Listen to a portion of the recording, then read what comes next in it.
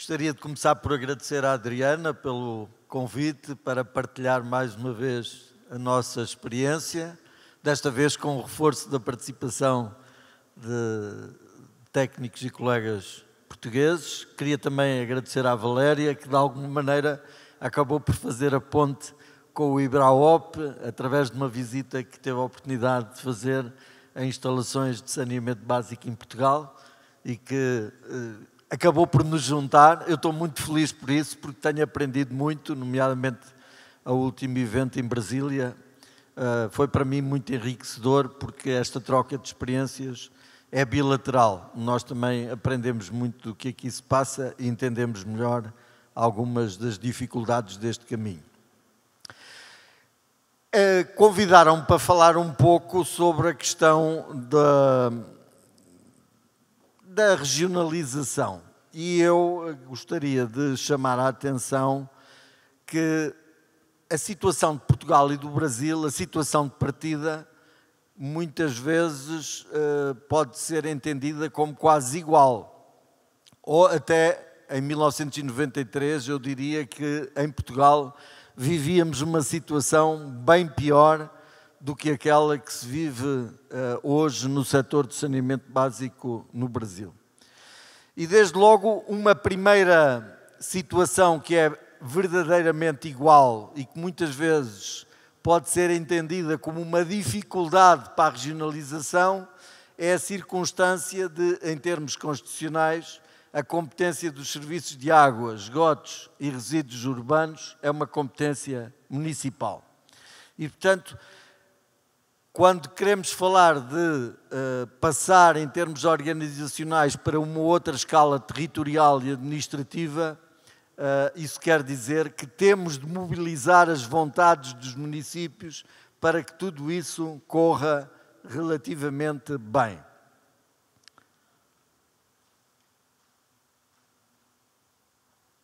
Aqui não me estou a dar bem aqui com a tecnologia, mas...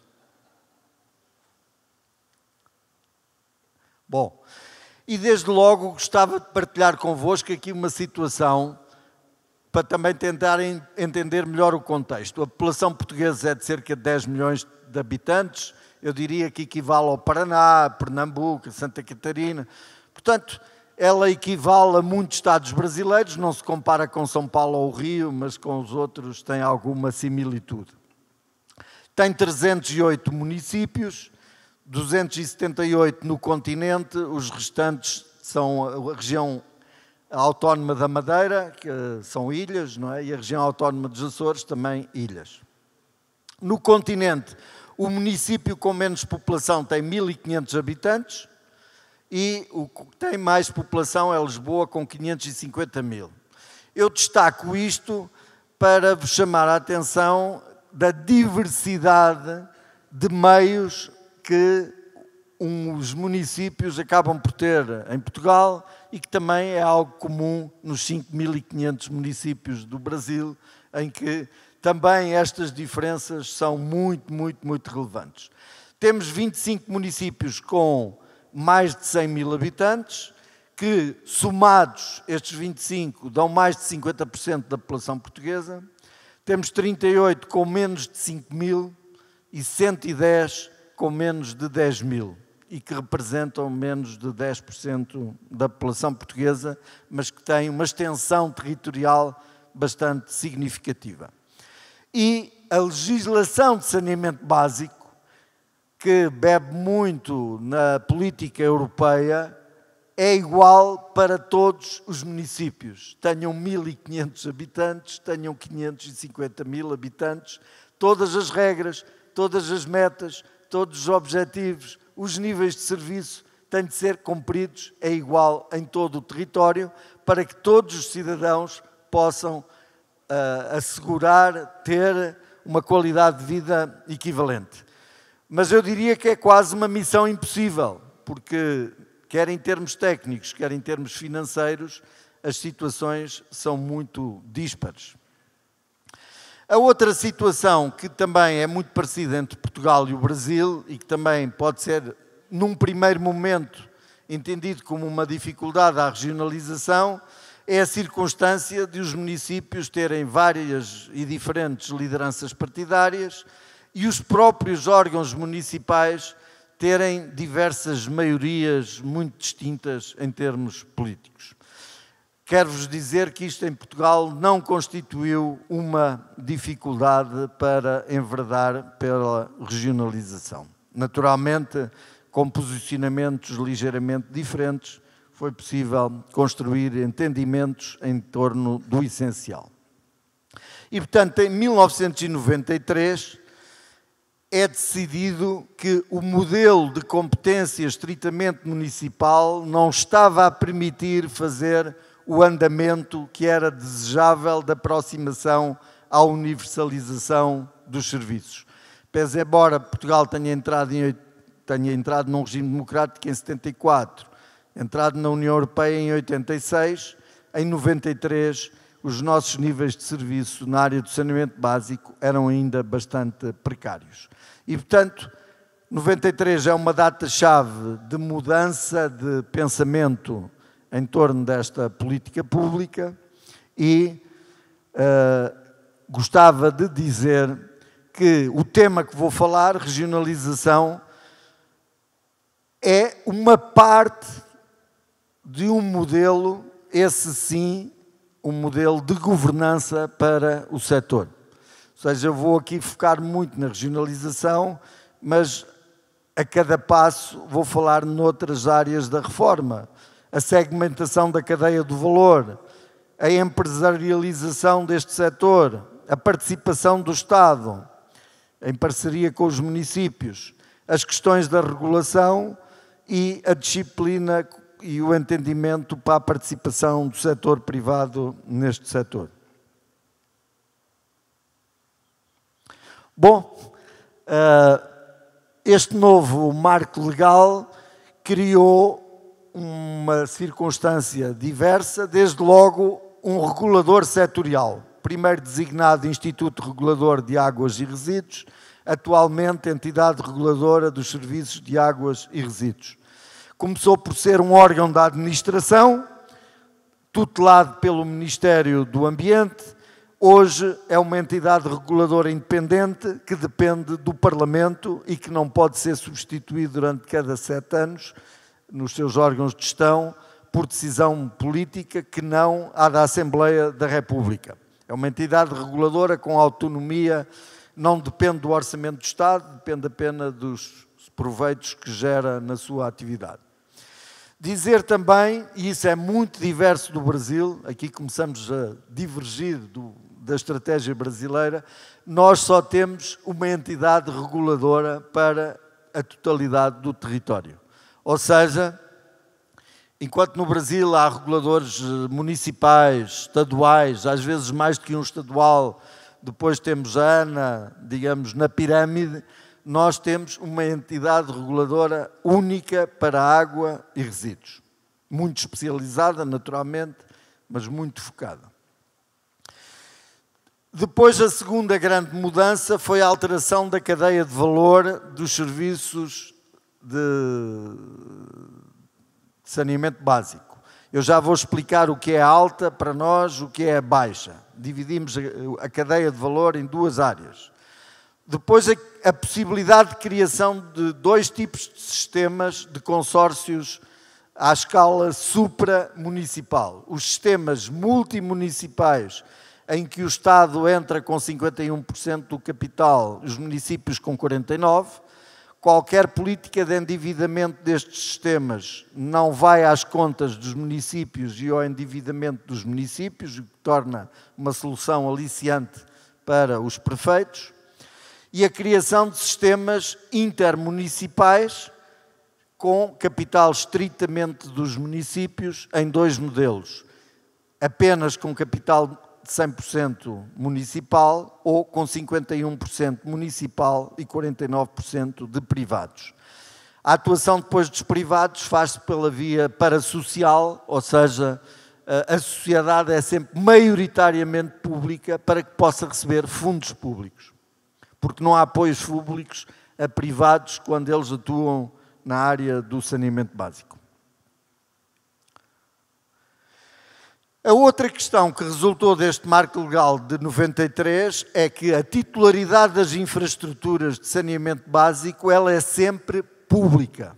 Ou seja, se houver algum conflito com algum ator privado, a titularidade da infraestrutura ela é sempre pública. E no caso de terminar a concessão sem ser renovada, fica na titularidade municipal. Seja ela uma empresa multimunicipal com o Estado, que tem concessões geralmente de 50 anos, sejam concessões municipais por licitação com privados até 30 anos. E depois estar bem regulamentada a prestação de serviços de privados, quer na área da operação, quer na área da manutenção, que se fazem com aqueles mecanismos de licitação e controle público típicos, em que os Tribunal de Contas, neste caso, o Tribunal de Contas de Portugal, também tem um papel muito ativo de acompanhar esses contratos, desde o início até ao seu final e durante a sua fase de execução. Referi-me ali atrás à alteração da cadeia de valor, eu queria aqui falar da cadeia de valor do ciclo urbano da água. Nós temos habitualmente as etapas de captação de água, superficial ou subterrânea, tratamento, depois armazenamento, distribuição, uso.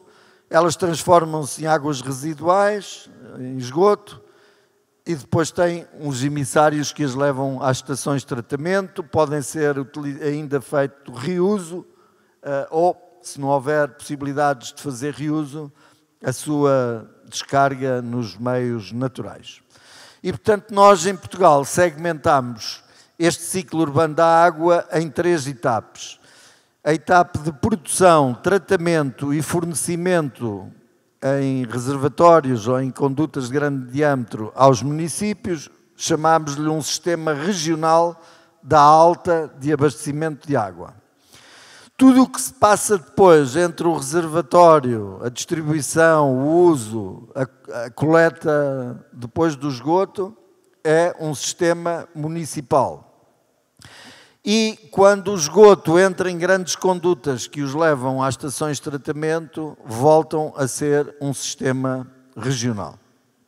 Portanto, dividimos em 3 secções o ciclo urbano da água. No primeiro ciclo, ele pode ser gerido pelo Estado com os municípios, nas tais empresas multimunicipais, podem ser geridos somente pelos municípios ou com municípios para privados através sempre de sistemas de escala supramunicipal, os sistemas intermunicipais. Depois, naquilo que nós designamos a baixa de água e esgotos, são os municípios geralmente sozinhos com os serviços municipais, através de concessões a privados, ou os municípios em empresas de parceria com privados, que podem fazer a sua gestão. No final, o tratamento de esgoto, o reuso, são atividades, de novo, de empresas multimunicipais, Estado de municípios ou intermunicipais, de escala também supramunicipal.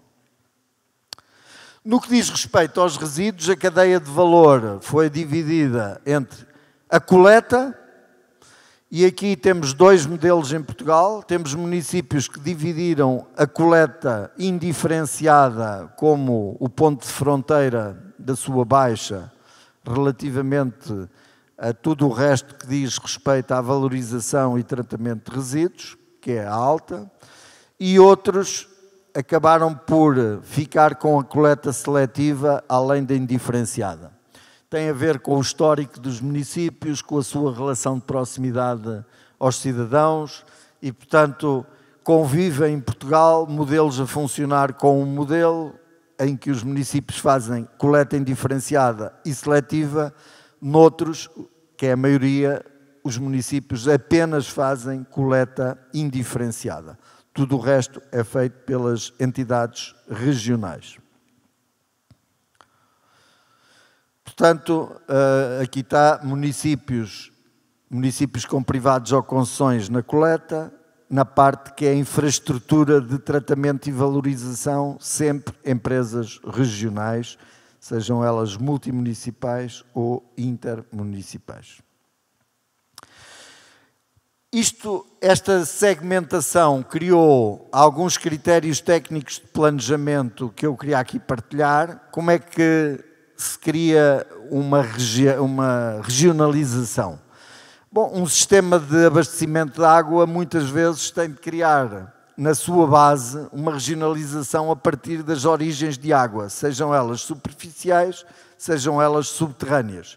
Ou seja, não é uma mera solução administrativa, é uma solução que tem a ver com as questões de natureza física associadas, neste caso, à disponibilidade da água e aos pontos onde ela vai ser captada. Já quando falamos do esgotamento sanitário, o nosso princípio de criar sistemas regionais tem muito a ver com a bacia hidrográfica.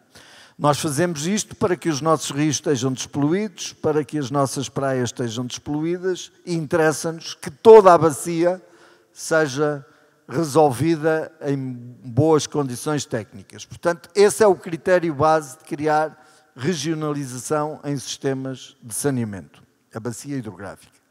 No caso dos resíduos urbanos, desde logo a localização da infraestrutura, atento aos problemas ambientais, nem em todo o local se podem fazer infraestruturas de resíduos, com a avaliação de impacto ambiental, e portanto isso limita logo a localização. As acessibilidades, porque estamos a falar de uma atividade com uma grande logística de transporte, e portanto as acessibilidades são muito importantes. A questão do ordenamento do território associada à produção de resíduos. Tendemos a não querer que a infraestrutura esteja a mais de 100 km dos municípios e cada vez que ultrapassa os 50 tem unidades de transferência para que todos os municípios fiquem em situação de igualdade de desgaste do seu equipamento de transporte. E depois temos metas com modelos técnicos associados a tecnologias para as várias regiões. Nem todas as metas são iguais porque sabemos que, nomeadamente a coleta seletiva, é muito mais interessante fazer em áreas metropolitanas do que em áreas rurais. E seria, digamos, muito injusto colocar todos a fazerem exatamente o mesmo objetivo. Exigimos mais aos municípios urbanos, exigimos menos aos municípios rurais, sob risco de termos depois tarifas que não seriam suportadas do ponto de vista social. E, portanto, os dados socioeconómicos entram também aqui, no sentido de juntar municípios de grande dimensão e urbanos com municípios rurais, para que haja logo nessa junção territorial alguma economia e alguma justiça de natureza social, uma vez que as tarifas serão iguais para todos os municípios que aderem ao sistema regional. Ainda critérios. De acordo com aquilo que eu tive a dizer, será fácil compreender que os nossos sistemas são de geografia variável, ou seja, pode haver um sistema regional de águas em que os municípios que estão nesse sistema regional de água não sejam os mesmos que estão no sistema regional de esgoto e não sejam os mesmos que estão no sistema regional de resíduos. Um município pode estar associado a 3 sistemas regionais, consoante a área da prestação desse serviço. Temos sempre o envolvimento de municípios que chamamos de âncora, que são os municípios de grande dimensão, que são eles que de alguma maneira sustentam depois a possibilidade de ter tarifas mais equilibradas no território. Tendemos a criar sistemas com um mínimo de 50 mil habitantes, mas que podem ir depois no máximo a cerca de 1,5 milhão, porque a economia de escala não funciona infinitamente. Quando se cresce muito, muito, muito, chega a uma altura que começa outra vez a haver deseconomia de escala. É o problema das áreas metropolitanas, em que criamos tantos problemas de trânsito, tantos problemas de transportes, tantos, que às tantas vive-se melhor numa cidade média do que numa grande cidade. Isso é a evidência de que a economia de escala tem limites máximos também. Depois, nos sistemas agregados da Baixa, que incentivamos também os municípios pequeninos a juntarem-se mesmo naquilo que são as suas competências. Sistemas entre 50 mil a 100 mil habitantes, o que dá já cerca de 20 mil clientes a 50 mil clientes, o que já tem alguma escala que permite fazer uma gestão técnica relativamente boa. Portanto, em Portugal, neste momento, há sistemas regionais de abastecimento de água, sistemas regionais de esgotos, sistemas regionais de resíduos urbanos, sistemas que têm água e esgoto e sistemas que têm água, esgoto e resíduos. Ou seja, depende depois da vontade das partes e quando elas se sobrepõem. Eu costumo, por facilidade de linguagem, e não sou da área do direito, não uso muito a terminologia do direito, costumo dizer que nós fizemos a regionalização com o plano 3C. Conversa, cenoura e cacete. E, portanto, na conversa, convencer os prefeitos que a redução do número de infraestruturas no território é uma grande vantagem, quer para o ambiente, quer para a gestão. Minimiza muito os riscos ambientais. Quanto mais disseminação de infraestruturas houver, mais riscos ambientais, mais controlo é necessário, etc. Portanto, redução de custos de tarifas é uma coisa sempre que interessa aos prefeitos e que é conseguida por esse efeito de escala e tudo o que se consegue captar nessa matéria. E uma gestão de tipo empresarial e muito baseada em profissionais altamente qualificados. O que os municípios, sobretudo os pequenos, não conseguem captar, não conseguem atrair esses técnicos altamente profissionalizantes para o setor. Bom, há alguns prefeitos que são convencidos com a conversa, mas outros nem tanto. A segunda etapa do C é a cenoura. A cenoura é o dinheiro, são os euros, são os reais. É chegar lá com alguma coisa e dizer assim, eu tenho aqui um pacote financeiro para apoiar a política pública, você se quer ter acesso a este pacote financeiro, tem de entrar numa solução regional. Se não entra, é sinal de que é rico, que não precisa de apoio e, portanto, vive bem sozinho. No caso do português, estou a falar agora desses anos 90, final da década de 90, estas coisas depois foram evoluindo no tempo, mas nessa altura, para incentivar a regionalização, o apoio a fundo perdido era só para soluções supramunicipais, tinha um apoio de cerca de 85% se a adesão fosse nos primeiros 3 anos, depois... E isso veio-se a verificar, porque houve cada vez menos fundos para este setor, 50% se aderissem nos primeiros 5 e apoio de 30% se fosse mais tarde. Isto no apoio financeiro àquilo que era o plano de investimentos que estas empresas regionais tinham para o primeiro quinquênio. Bom, a verdade é que nós não usámos o cacete, nomeadamente na área dos resíduos, porque todos os municípios do continente aderiram a empresas regionais nos primeiros 3 anos de política pública de resíduos. Na água e nos esgotos, essa adesão ficou pelos 75%, mas também a nossa situação de partida era muito melhor na água e no esgoto do que era nos resíduos. E vou ter a oportunidade de vos dizer que a nossa situação de partida era bem pior que a vossa.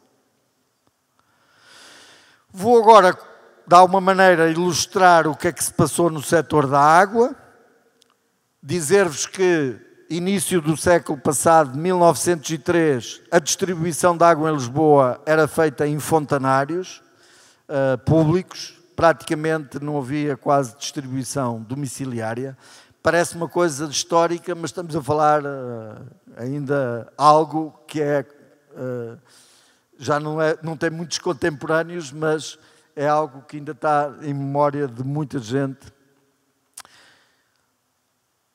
Uma coisa interessante, em 1907, e eu trouxe esta fotografia porque tem piada, muitas aldeias, isto é uma aldeia perto da Serra da Estrela, para aqueles que conhecem Portugal, o abastecimento semipúblico, não era para ir levar a casa das pessoas, era para haver abastecimento de água semipública em fontanários e fontes, foi feito com os imigrantes portugueses que vinham para o Brasil, mandavam dinheiro para as suas aldeias para fazer as obras de abastecimento de água nas suas aldeias. Neste caso, são imigrantes de Manaus que financiaram esta aldeia perto da Serra da Estrela em 1907.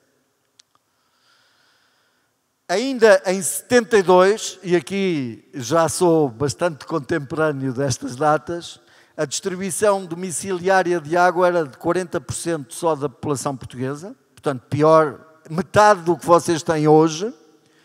Distribuição por fontanários ainda era 27%, sem acesso a distribuição 33%. O acesso a redes de saneamento era 17% da população portuguesa e o tratamento de esgotos, imagine-se, era de 2,5% da população portuguesa. Quando eu comecei a trabalhar no setor, fui trabalhar para a primeira ET que houve em Portugal, que era objeto de visitas de estudo dos cursos de engenharia, mas no local onde ela está, ela servia cerca de 60 mil habitantes, hoje está uma que serve 1 milhão de habitantes. E os modelos de gestão foram evoluindo também ao longo do tempo e hoje temos todo aquele modelo de gestão que está do lado direito. Já depois dos anos 90, com a nova legislação, encontramos diversas formas de organizar o setor de águas. O modelo institucional que vigora atualmente é, na alta, maioritariamente do Águas de Portugal, que é o Estado, com os tais mais de 50% e os municípios como parceiros, e na baixa temos privados, gestão direta municipal, empresas municipais e empresas em parceria também com o Estado.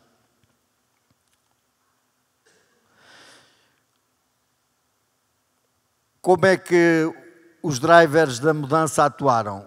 Um quadro de financiamento muito claro, para períodos de 7 a 8 anos, exigências legais de acordo com as diretivas europeias que norteavam as metas e criar setor empresarial público com forte know-how e recursos humanos capacitados. Portanto, tem ali 2 mapas, o da água e o dos esgotos, e como veem, aquelas cores que não sejam um azul clarinho e um verde clarinho, quer dizer que as coisas não estavam nada bem. E como veem, elas não estavam nada bem em uma grande parte do território nacional. Em 93 começam a surgir nas áreas de mais densamente povoadas, a zona do litoral, entre o Porto e Lisboa e a região do Algarve, as primeiras empresas regionais. Elas apareceram nas zonas mais densamente povoadas porque eram aquelas em que por cada euro investido mais população era servida e, portanto, foram a nossa primeira prioridade para ir conseguindo, junto dos europeus, perceber que estávamos a fazer um trabalho certo. Durante essa década, naturalmente, houve algumas afinações legislativas à legislação de 93, umas de detalhe, outras de correção a situações que se tinham verificado não ser as mais adequadas.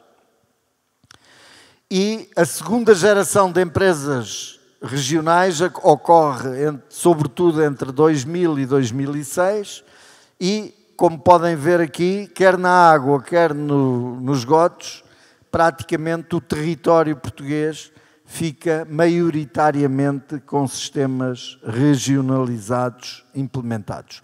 O que está a branco são aquelas onde ocorreram municípios que não aderiram. A terceira geração, que ainda estamos a viver de alguma maneira, é tentar que os municípios que ficaram com a parte municipal, eles próprios se juntem e criem empresas com maior capacidade técnica. É o trabalho que está a ser ainda feito. Nos últimos 6 anos criaram, destes 110 pequenos municípios, 40 já criaram soluções regionalizadas e esperamos que até ao final de 2024 outros 40 possam encontrar uma solução do mesmo tipo. Continuamos também ainda focados na captação de economias de escala e gama, ou seja, agora voltar a juntar a alta com a baixa e voltar ao ciclo urbano da água completo, através de empresas regionais que façam todo o trabalho, desde a captação até ao reuso e destinação final. Esse é um trabalho continuado, ainda só temos uma experiência em Portugal, mas já há outros sistemas regionais nesse caminho. Aqui a situação em 2015, mercê de uniformizar tarifas, houve um movimento em 2015 de fusão dos próprios sistemas regionais. Tínhamos 15 sistemas regionais, passámos a ter 5, e o sistema de cobertura atual das empresas do Grupo Águas de Portugal no território, quer na água, quer no saneamento. Investimento nestes 30 anos, faz este ano 30 anos que foi criado, 93 até 2023. 13, no vosso caso, bilhões de euros. Isto dá cerca de 50 euros por habitante a cada ano,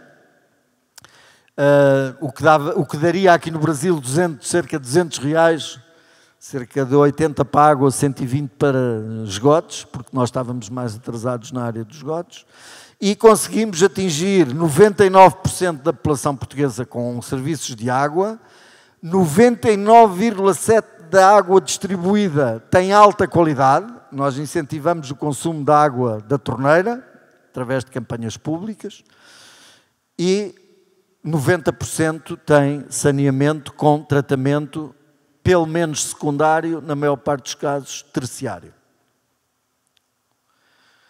Portanto, o beba água da torneira, isto ainda é dados de 2015, atualmente já ultrapassamos os 99,7%. Qualidade da água balnear. Somos um dos países com mais bandeiras azuis nas praias, somos mesmo o que temos mais bandeira azul por quilómetro de praia ou por número de praias, e, portanto, a nossa água de qualidade balnear ultrapassa os 96%. Portanto, temos 386 praias com bandeira azul, algumas delas já vão no 22º ano consecutivo de bandeira azul. Nunca perderam a bandeira azul. É uma coisa internacional, portanto, os portugueses não podem fazer batota com este atributo. Entre 93, 2011 e 2020 tem ali as metas, portanto 2013 começámos com aquelas taxas que eu disse de 80 na água, 30 no saneamento, no esgoto. Em 2011 já tínhamos 91% na água, 76% no esgoto, e em 2020 atingimos os 99% na água, os 90% no esgoto. Portanto, do ponto de vista da já não trabalhamos para ser universal o serviço, agora estamos a trabalhar para ser eficientes e sustentáveis. Temos já estações de tratamento de esgotos autónomas em termos de produção de energia, produzimos uma cerveja com água de reuso de uma estação de tratamento de esgotos, temos produção de energia a partir dos lodos das jetes, etc. E, portanto, terminava aqui a parte da água, depois vou falar agora um bocadinho dos resíduos. Água, entenda-se, água e esgoto, e, portanto, verificou-se que este modelo de governança regional e a criação das Águas de Portugal acabaram por ser decisivos para atingir os objetivos que tínhamos traçado. No esgoto, em 96, já no âmbito desta novo quadro legal de 93, fez-se o primeiro plano estratégico setorial, com metas que eram basicamente encerrar os lixões, fazer um novo plano de investimentos para novas infraestruturas e começar a coleta seletiva. Como podem ver ali, tínhamos 278 municípios e tínhamos 341 lixões, ou seja, havia municípios que até tinham mais do que um e, portanto, não tem ali nenhuma alternativa aos lixões, era tudo a lixão. Urbanos, industriais, de construção e demolição, etc. Tudo. Em dezembro de 96 já tínhamos 24% da população com um destino adequado e em janeiro de 2002 encerramos todos os lixões e já tínhamos uma rede de infraestruturas. Temos 2 incineradores em Portugal, Lisboa e Porto, áreas metropolitanas, claro. Temos mais de 40, temos cerca de 30 e poucos aterros sanitários, compostagem, gestão anaeróbia, ou seja, nós não funcionamos em rede. Cada consórcio regional tem uma rede de infraestruturas. Aqui no Brasil discute-se muito a tecnologia, nós achamos que as tecnologias são complementares umas das outras. Se estou a fazer recolha de orgânicos, tenho de ter uma compostagem ou tenho de ter uma gestão anaeróbia. Se estou a recolher resíduos com coleta seletiva, tenho de ter uma triagem ou tenho uma produção de combustíveis derivados de resíduos. Ou seja, as infraestruturas são complementares, a tecnologia ajuda-nos a cumprir metas, não serve para mais nada. E, portanto, em 5 anos conseguimos encerrar os lixões, construir a rede de infraestruturas com regras ambientais europeias e criar um sistema de coleta. O que é que foi investido neste primeiro período destes primeiros 10 anos? 1,1 bilhões de euros, um valor per capita de 117 euros por habitante. Se dividirmos isto pelos 10 anos, 1 euro por habitante para acabar com os lixões. É menos do que um café. Portanto, às vezes o dinheiro não é tudo, é preciso aplicá-lo bem. A questão da sustentabilidade, nós temos 2 tipos de tarifas, já vamos no 5º plano, nós não planeamos a 30 anos, no Brasil fazem os planos de saneamento básico quase a 30 anos, nós planeamos a cada 10 anos. Entendemos que este é um setor tecnologicamente muda muito, as regras mudam muito, agora temos as alterações climáticas, os gases de emissão de efeito de estufa, etc. Temos novos desafios, nós planeamos a 10 anos e a cada 10 anos fazemos a avaliação, temos umas comissões de acompanhamento do plano e vamos fazendo planos para termos metas que, sendo ambiciosas, também nos tornam mais ativos, porque acabamos umas e já temos outras para fazer, e adequadas aos investimentos. Começámos com 40 consórcios regionais, como disse aqui, todos os municípios nos resíduos entraram em consórcios regionais, começámos com 40, atualmente temos 23, porque eles próprios foram objeto de fusão, e neste momento temos 11 de sistemas com capital dos municípios e 12 em que tínhamos a Empresa Geral de Fomento, agora com os municípios, que era a empresa do Estado, também das Águas de Portugal, agora um privado porque essa área foi concessionada a um privado. Há 2 tarifas, há a tarifa dos municípios aos cidadãos e há uma tarifa do sistema regional aos municípios. Portanto, uma cobre todo o serviço, a dos sistemas regionais só cobre o serviço da valorização e do destino final. Naturalmente, depois, os municípios têm de integrar tudo isso na sua tarifa final. O modelo regional ajudou-nos porque, por exemplo, estão aqui vários municípios, mas só têm uma infraestrutura comum a todos. O aterro é o mesmo para todos, a triagem é o mesmo para todos, ou seja, isso permitiu-nos até ser mais rápidos a encerrar os lixões, porque só mantínhamos um a funcionar enquanto estávamos a construir a nova infraestrutura, todos os outros já estavam a ser encerrados, e no final, quando abria a nova infraestrutura, encerrava-se o último lixão que se mantinha em funcionamento. Foi assim que conseguimos fazer isto em 5 anos.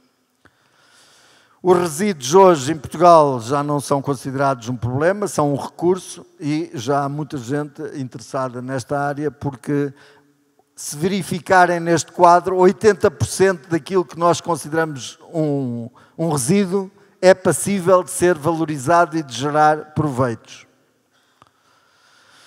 A regionalização foi muito importante para a otimização, porque foi dessa maneira que adotámos boas tecnologias, bons modelos de organização e boas práticas, levando a uma qualidade de serviço de elevado padrão em termos internacionais. Não sei se é por ter passado tempo, já não me deixam passar o slide, mas ainda são só uns segundos, peço só para terminar. contribuiu para a eficiência, quer ao nível do serviço versus custo. Eu não posso exigir uma grande qualidade de serviço se não estiver disposto também a pagar uma tarifa. E, portanto, o regulador o que faz é que a tarifa seja adequada ao nível de serviço. E é nesta base e neste equilíbrio que o regulador funciona. A satisfação dos clientes é frequentemente apurada por inquéritos reconhecidos pelas universidades, feitos com universidades. A otimização ambiental, o respeito pelo licenciamento, a promoção da economia circular, a redução das emissões de gases de efeito de estufa. Nós temos uma meta de, dentro de 5 anos, só ter 10% de destinação final em aterro sanitário. Tudo o resto tem de ser valorizado. Ia pedir aí se me davam aí uma ajuda que ele não está a passar. Também estou a terminar. A otimização económica e a sustentabilidade é um pilar muito importante, portanto, um bom regime tarifário regulado, uma taxa de gestão ambiental. O que é isto? É uma taxa que, se eu colocar num aterro sanitário, é sempre o valor mais baixo. Só que o governo criou uma taxa de gestão ambiental. Se eu colocar no aterro, pago ao operador do aterro, imaginem 40 euros por cada tonelada, mas depois pago 30 de taxa ambiental por usar o aterro. Mas se eu fizer coleta seletiva não pago nada. Se fizer coleta seletiva de orgânicos não pago agravamento. Ou seja, há aqui uma forma de taxar para que os sistemas procurem tecnologias de nível mais ambientalmente adequados. E penso que vou passar para o último, se conseguir. As campanhas de educação ambiental, que aqui já foram faladas, também são muito mais intensas e muito mais bem feitas quando são feitas ao nível regional, porque toda a gente num determinado vasto território fica a conhecer. Isso não perde a oportunidade de alguns serem feitos a nível local e, portanto, os municípios mantêm algumas competências na área da comunicação. Era esta partilha que hoje me trouxe para aqui, de alguma maneira, deixar notas. Fico à disposição e terei muito gosto depois no café de alguma questão que queiram colocar e, se endereçarem perguntas, poder explicar um pouco melhor, porque apesar dos 40 minutos que eu pensava que era muito tempo, eu consumi-os todos. Obrigado.